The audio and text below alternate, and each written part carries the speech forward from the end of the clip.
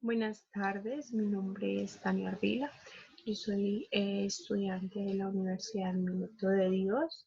Soy estudiante de la carrera de licenciatura en Ciencias Naturales y hoy les vamos a hablar de los hitos históricos del desarrollo contemporáneo, social contemporáneo, para la asignatura de Desarrollo Social Contemporáneo. Entonces, primero comenzamos con qué es un hito histórico. Un hito histórico es un acontecimiento muy importante que marca en la historia un punto de referencia.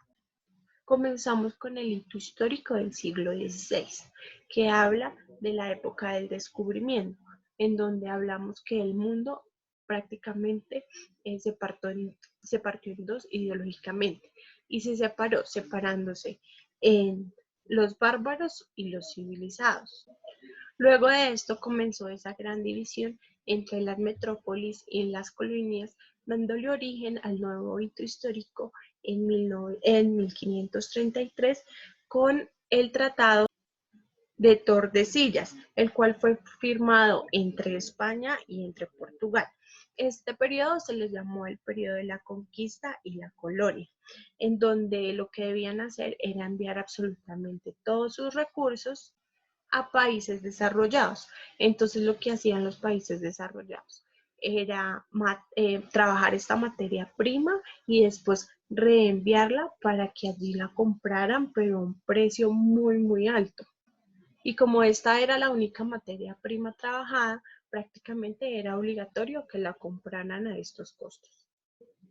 Todos estos acontecimientos dieron origen a lo que nosotros conocemos de la Revolución Industrial y nos da la entrada al nuevo hito histórico que es de 1919 con el Tratado de Versalles. Este tratado consiste en que luego de la Primera Guerra Mundial se redistribuyen todas las tierras y todos los predios nuevamente para las personas. Pero ¿qué pasa ahí? Que hay unas cláusulas políticas y unas cláusulas morales que se le coloca al país de Alemania, dado que ellos debían tomar toda la responsabilidad que tuvieron en la guerra. Luego de esto entramos al siguiente hito histórico, que es en 1949, al cual se le denominó la era del desarrollo. El principal actor de esta época de la era del desarrollo fue el presidente Truman, donde en su posición a la presidencia, dio un gran discurso de política del desarrollo. Allí fue donde se comenzó a trabajar el concepto sobre países desarrollados, en donde decía que los países que estaban menos desarrollados debían avanzar. Así fue como Asia, África y América Latina se convirtieron en países subdesarrollados.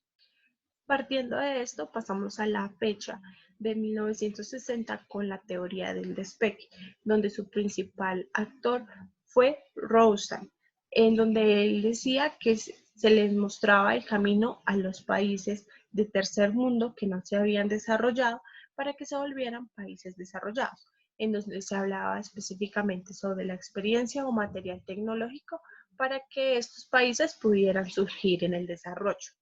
Los tres requisitos fundamentales para que ese desarrollo se pudiera dar es que estos países debían tener alta productividad agrícola, una existencia de mercados y una estabilidad política.